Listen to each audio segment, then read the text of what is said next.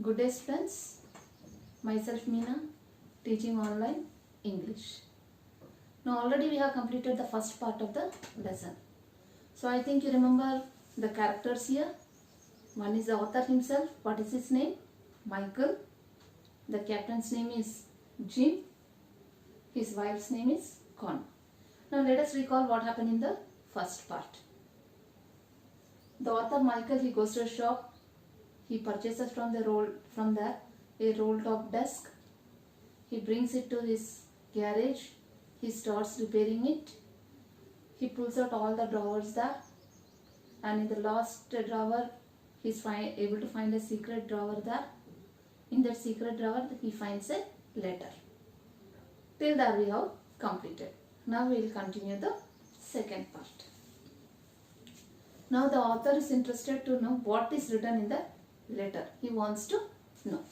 So what is written? Who has written to whom this letter? First you have to know. Who has written to whom? Captain Jim has written to Connie. You can see in your readers also, dearest Connie, because Jim is writing to Connie. Dearest Connie, I write to you in a much happier frame of mind because something wonderful has just happened that I must tell you about at once. So what he has written in the first line, my dear Connie, I want to tell you something which has made my mind very happy, and something wonderful has happened. I must tell you at once. Means he was very happy that something happened very nice, and he wants to tell to his wife. And what happened is saying, we were all standing in our treasures yesterday morning, Christmas morning. Now you know who is this Jim? He is a captain, and they all were standing in their treasures. Now what is this treasures? Soldiers, you see, when they stand in the borders, how they stand? Either they stand behind some tree or something, or what they'll be doing? They'll be digging the ground, and they themselves will be inside the pit. That pit means where the ground has been digged. They'll be sitting in the pit, and they'll be having guns in their hand, aiming at the enemy. Now here treacherous means also the same thing. Already the meaning has been given in your text. It is long deep ditches in the ground. Ditches means pit, holes in the where they have dig the ground, and soldiers will be hiding there and aiming their gun at the enemies. So they always standing in their trenches. They all means who all? Jim and other team members, all the other soldiers. It was crisp and quite all about as beautiful a morning as I have ever seen, as cold and frosty as a Christmas morning should be. So he is saying it was crisp, C-R-I-S-P, crisp here means dry, and it was quiet, and it was a very beautiful morning, that he has never seen such a morning. Cold and frosty. Frosty means also again cold, and how he was feeling just as it is a Christmas morning. I should like to be able to tell you that we began it. So he's saying something we had begun. Began means they have started. Now what they have started? Soldiers who are fighting at the border, do you think they willingly they fight? They don't fight. Because it is their duty they are fighting. Now do a person like to kill other person? No persons like to kill others. Whether you are an Indian or whether you are from other countries. Soldiers also don't like to kill other people, nor other country peoples like to kill others. So here in this line what they have given, we began it. We began it. It is giving us a very good meaning here. Once we will complete this paragraph, you will come to know. But the truth, I am ashamed to say, is that Fritz began it. Now Fritz here is a common name which is given for the German soldier. Okay, Fritz.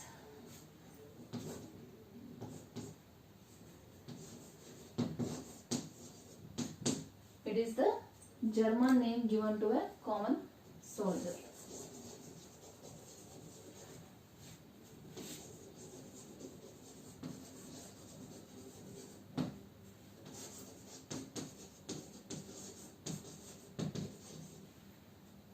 All German soldiers are called as Fritz. So what he is saying to his wife, and who began it? Here what is this they are beginning? Friendship. Which two enemy countries. They are coming to a friendship that who began? The Germans began the friendship. Now you might have got to know that who are the enemies of Jim? Germans. First someone saw a white flag waving from the trenches opposite. So, you know, these soldiers at the borders, this will be the border. If you imagine one line to be the border, one side the one country people will be and other side the other. From the other side, Jim was able to see, some of the soldiers of Jim were able to see someone waving a white flag. When someone is waving a white flag, what does it mean? That we are not to fight, we are here to come to a friendship mood. Means we are not ready to fight. Waving from the trenches opposite. Then they were calling out to us from across no man's land, Happy Christmas, Tommy. Now the people from the opposite side, they were waving the white flag, and what they were calling? Tommy, Happy Christmas. Now what is this Tommy? Tommy is a common name given to all English people there. English soldiers, they have given this common name. Happy Christmas. When we had got over the surprise, some of us shouted back, same to you. Now from the opposite side, enemies were waving white flags, and what they were saying? Happy Christmas. When they told Happy Christmas, even Jim soldiers, some of them, they also shouted Happy Christmas. Same to you, Fritz, same to you. So again they were shouting same. Now who is this Fritz? Already I told you, German soldiers, and for English soldiers they call Tommy. I thought that would be that. We all did. But then suddenly one of them was up there in his grey coat and waving a white flag. Do not shoot, lads. Someone shouted, and no one did. So but suddenly what happened? One of them was there. One of them was there means one of the member from the enemy team, they were coming towards the side of Jim. And what he told? He was in his grey suit there. And what he told? Don't shoot. And even the opposite people, that is Jim's people, also said that they are not going to shoot. Then there was another Fritz up on the parapet. Now first one person came from the enemy side, again one more person was coming on the parapet. Parapet here means the edge of the roof or the balcony. Means here we can say the edge of the border. Then there was another Fritz upon the parapet, and another. Keep your heads down. I told the men it's a trick, but it was not. So one after one, people from the enemy side, they were coming to the side of the English people, that is Jim there. And what did Jim, he is a captain. What he told his soldiers, you put your heads down. The enemies are only doing a trick, they can shoot us anytime. Always people being at the border, soldiers, their life is not in their hands. They may be shot at any time. So Jim told his soldiers, put your heads down. One of the Germans was waving a bottle above his head. It's a Christmas day, Tommy. We have snaps. So one of the German, what he was doing? He was holding a bottle on his head. And what he told? It's Christmas day, Tommy. Tommy is the word which is used for the English people there. And we have snaps. Snaps here means the German drink. He is saying we are having the drinks here. We have sausage, that also is a food item. We meet you, yes. But this time there were dozens of them walking towards us across no man's land, and not a rifle between them. So many people were coming from the enemy side to the side of Jim. That is, enemies are called enemies. Who are the enemies here? Germans. And who are the English people here? Jim. Jim side people are English people.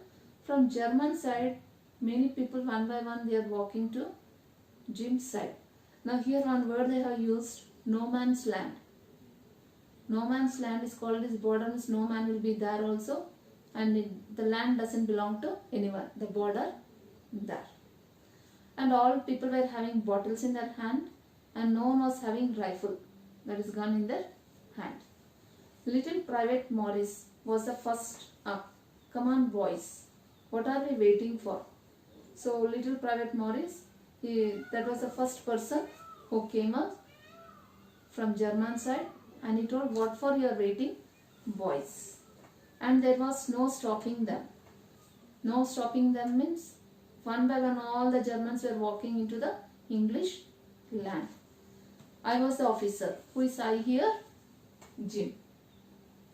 Jim was the officer.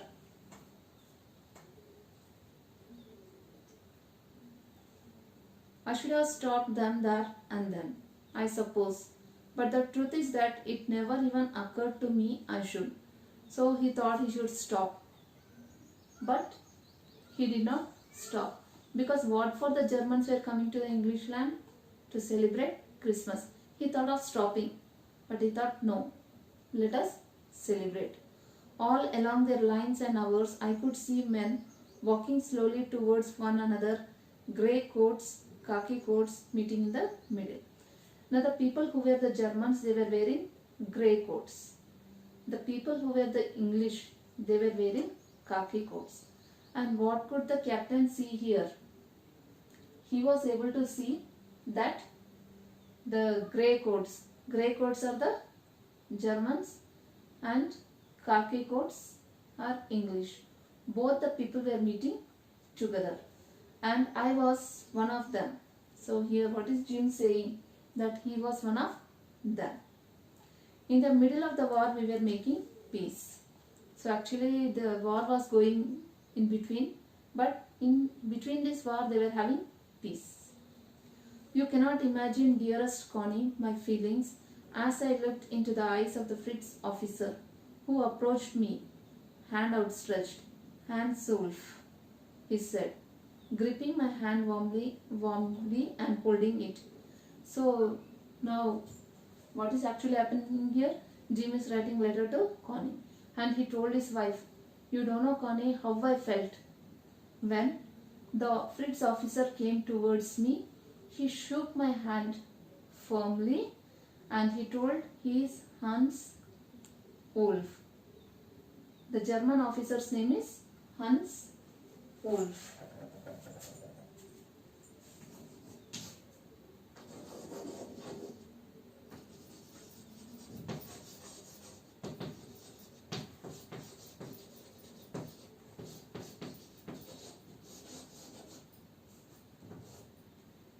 The German officer's name is Hans Wolf, and he gave a very good shake hand to Jim.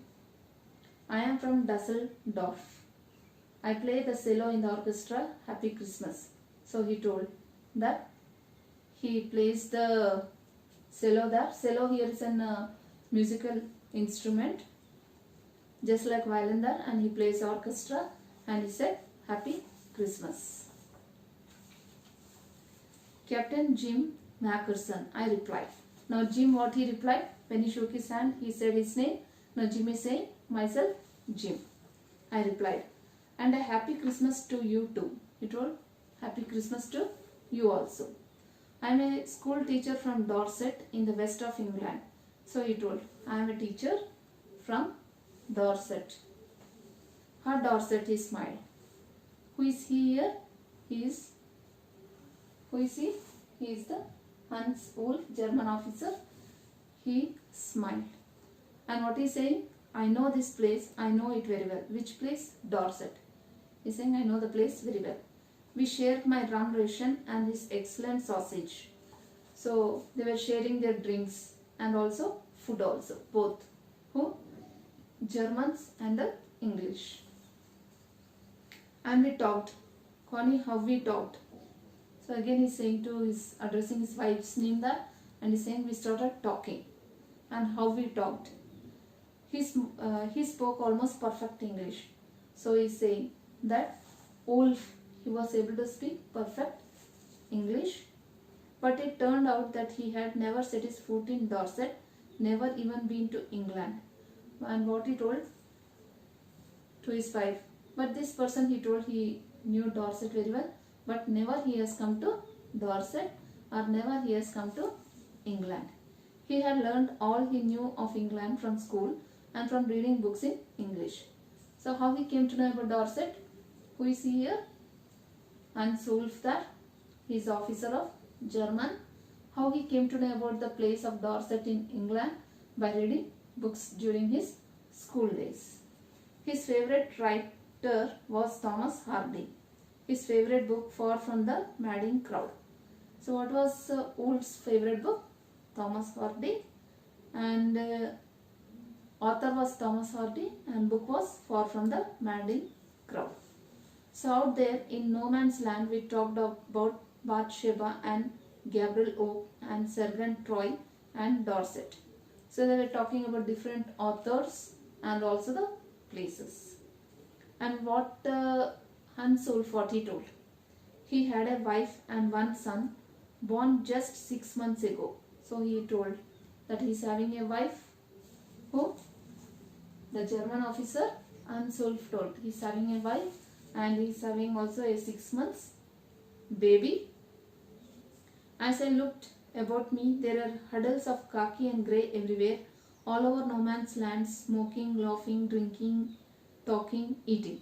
So when the Captain Jim, when he saw in the no man's land at the border, he was able to see the khaki coats and also the grey coats. Means khaki coats means the people of England, and grey coats means the people of Germans. All were together. They were laughing, drinking, enjoying everything. Hans Ulf and I shared what was left of a wonderful Christmas cake, Connie. So Hans Ulf and Jim, they also had the cake. He thought the marzipan was the best he had ever tasted. Marzipan is a sweet dish. So what did this Hans Ulf, what he told? That sweet dish is very sweet, he has never tasted. I agreed. We agreed about everything, and he was my enemy. There never was a Christmas party like it, Connie. So he is saying, whatever, who is saying? Jim is saying to his wife, whatever this German officer told, I agreed. I agreed to whatever he said, but he was my enemy. And this was the best Christmas he ever had. Then someone, I do not know who, brought out a football. Then someone from, who don't know, the grey coats or the khaki coats, who brought a football there. Great coats were dumped in piles to make goal posts. And the next thing we knew, it was Tommy against Fritz out in the middle of no man's land. All their coats they put to make it as a goal post there. And next thing what happened, who was playing there? Tommy and Fritz. It's one from Germans and English people, they started playing in the no man's land. Hans Ulf and I looked down and cheered, clapping our hands and stamping our foot to keep out the cold as much as anything. So both captains were enjoying that. They were cheering the people who were playing, and also they were clapping their hands, also stamping their foot. You know, during Christmas the weather will be very cold. Why they were doing all this? To keep themselves warm. There was a moment when I noticed our breaths mingling in the air between us. We saw it too and smiled. Jim Macpherson. He said after a while, I think this is how we should resolve this war. A football match. No one dies in a football match. No children are orphaned. No wives become widows. So when they were talking, Their breath also was mingling, means air also was mixing with each other. And what he told, that German officer Unself, what he told to Jim McPherson, he told, this is the way how we should fight, playing a football match. When we play a football match, are any people going to die? No. No children will become orphan, means no one will lose their parents. No wife will become widows. This is how we should resolve the war, means we should bring an end to the war. I prefer cricket, I told him. So Jim told to Wolf, he likes cricket. Then we Tommies could be sure of winning, probably. We laughed at that and together we watched the game. So they were saying that it means that I am going to win the match, and they watched the game and they enjoyed. Sad to say, Connie, Fritz won 2-1. So he was saying sorry, Connie. Who? Jim to his wife. But Fritz won. Who are these Fritz? They are the German people won the football match there. But as Unsulf generally said, our goal was wider than theirs, so it was not quite fair. So Unsulf, what he told, their goal was wider, so it was not fair. Means this what they have decided is not fair, that who has won the match. The time came, and all too soon. When the game was finished, the snaps and the rum and the sausage had long since run out, and we knew it was all over. So the game was finished. The snaps means the food items, the drink, whatever they were eating, drinking, everything, that also came to an end. The food also finished. The game also came to an end. It means what? Everything was over. Everything was over means the Germans has to go to their place again. Again the English people has to come to their place, that is to England back. I wished Hans well and told him I hoped he would see his family again soon, that the fighting would end and we could all go home. So Jim wished Hans well. He was having his wife and a 6-month-old baby. So what he told, very soon you will be meeting your family, and we too also will be meeting our family very soon, and we all could go to our home safely. I think that is what every soldier wants on both sides. Unsulf said, take care, Jim McPherson. So before leaving they told that all the soldiers, they think of only one thing. They don't want war. They want peace. And he told, take care, and they are going there. I shall never forget this moment, nor you. He saluted and walked away from me slowly, unwillingly. So he told, even here, Unsulf told Jim that he will never forget this moment which they have spent very happily, and he was not willing to go, but unwillingly he happened to go there. He turned to wave just once and then became one of the 100 of grey coats men drifting back towards their trenches. So he waved, turned back and waved to Jim, and after that he went and joined the grey coats. Grey coats means all other soldiers, and he went back to the trenches. Trenches here means, I told you in the first class itself, it's a hole which is digged on in the ground, and the soldiers will be inside and aiming at the opposite enemies. The night back in our dugouts, we heard them singing a carol, and singing it quite beautifully. That night, Jim, he heard the Germans singing carols there and enjoying, and the song was so beautiful. It was Still Night, Silent Night. So the song is saying, our boys gave them a rousing chorus of Wild Shepherd watched. Even the English soldiers, they also sang in groups, the Wild Shepherds watched. We exchanged carols for a while, then we all felt silent. So like this they were exchanging their carols there. After that it was total silent. We had our time of peace and goodwill, a time I will treasure as long as I live. So here what is Jim saying, writing in the letter, that he always thinks of peace and always think of good of others, and he always treasures. He always will like the moment which he has lived on that day, having peace with the enemy people. Dearest Connie, by Christmas time next year, this war will be nothing but a distant and terrible memory. So what he has written? So Jim is writing to his wife Connie. He has written in the letter, Dearest Connie, next Christmas I think all the problems between German and English will come to an end. I know from all that happened today how much both armies long for peace. We shall be together again soon, I am sure of it. So he has written. So today what had happened here in the army camp, after that I know what is going to happen next. All soldiers want peace and we will be together again very soon. Your loving Jim. Now this is the second part of the story. Here we have come to the second part. Now let us come to the questions. Who had written the letter to whom and when? So who had written the letter? The letter was written by Jim to Connie on what date it is? 25th January. You can come to the first page there. Sorry, it is December 26, 1914. When it was written, December 26, 1914. Why was the letter written? What was the wonderful thing that had happened? Why was the letter written? The letter was written by Jim to Connie, to his wife, to say how they had mingled with the German soldiers and how what is a wonderful thing happened. They celebrated the Christmas Eve and both the side soldiers, they wanted peace. What job did Hans Wolff and Jim Mackerson have when they were not soldiers? So when they were not soldiers, what they were doing?